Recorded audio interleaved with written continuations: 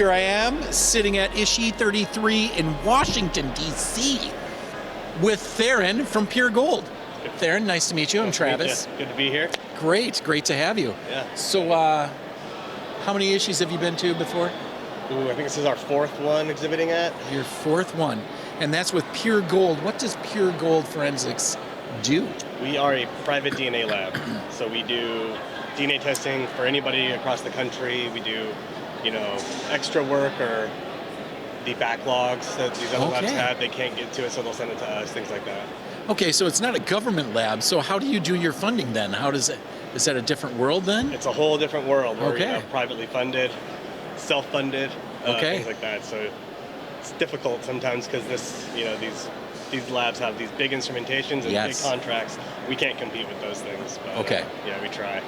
But then you're taking up some of the slack that just cannot get done, right? Right. And if something needs to get finished.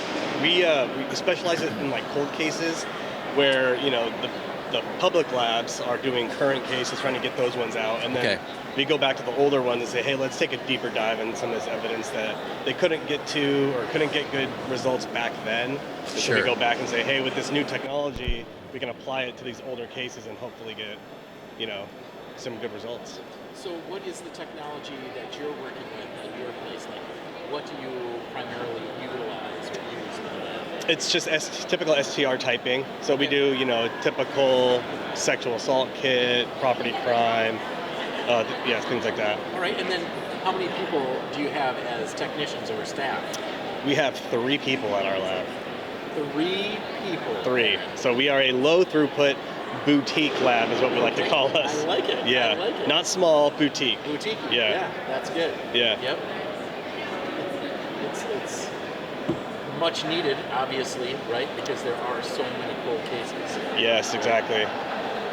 And can you think of a time or a case that was actually solved through your work? Do you get to find out? Yes, we do find out. So one of the fun cases I say fun, but good cases that had a really good outcome. We use what's called an M-Vac instrument, and it's basically a wet vacuum that it's like a carpet cleaner. And so you vacuum and spray a buffer at the same time, and it sucks up everything and collect all the DNA from it.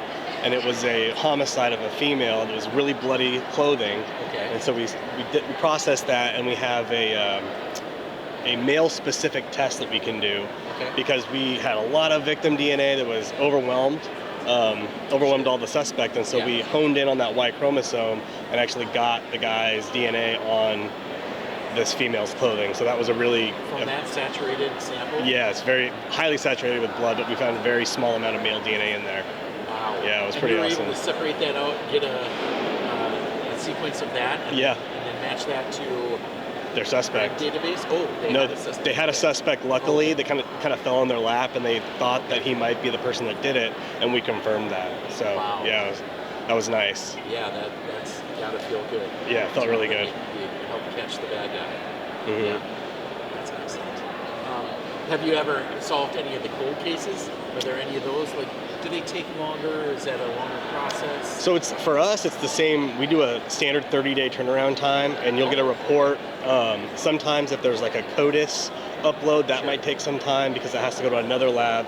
Since we're private, it goes to another lab and they review our case, make sure we did everything right, and then they upload it. So then that's kind of when it slows down when it gets to that point. But when it gets to that point, that's good because we know we're getting that profile into CODIS. Yes. So yeah.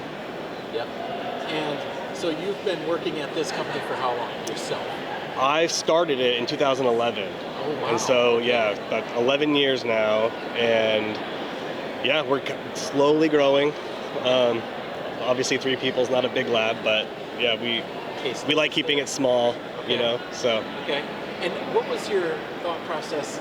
You must have had some sort of desire to be in forensics. Yeah. Where did that come from? So I walked into a lab right out of college, and this is interesting. Everyone likes the forensic DNA thing. Walked in and basically mopped the floors for a few months, and they kind of went out of business. I bought the stuff really cheaply and kind of started my own thing. So I got lucky. I got pretty lucky.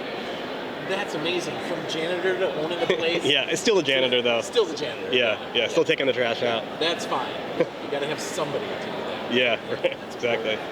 Oh, well, that's really interesting. Yeah. And so, who are the people that you've hired? Did you find people from the industry or from college? Yeah, there was an individual that her name's Susanna Ryan. She's my lab director, and I knew of her just because he lived in the same area, and I knew she was a really good consultant. She helped people, explaining DNA results on their cases. So I gave her a call. She came in and kind of bumped the lab up to the next level. We got accredited when she came in, and now I just hired a new analyst, and she's fresh out of college. So I'm kind of teaching her from the ground up, kind of the way I want to.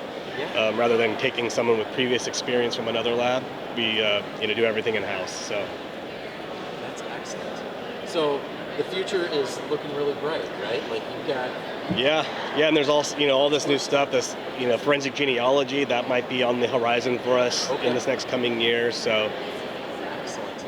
Yeah, that sounds very promising. Mhm. Lots of that going on in the world, right? yeah, that's the new thing. There's lots of talks and lots of these folks here are doing the genealogy type stuff. So Super powerful, helpful tool. right. Well, Theron, thank you so much for stopping by. Yeah, and thanks for sharing. having me.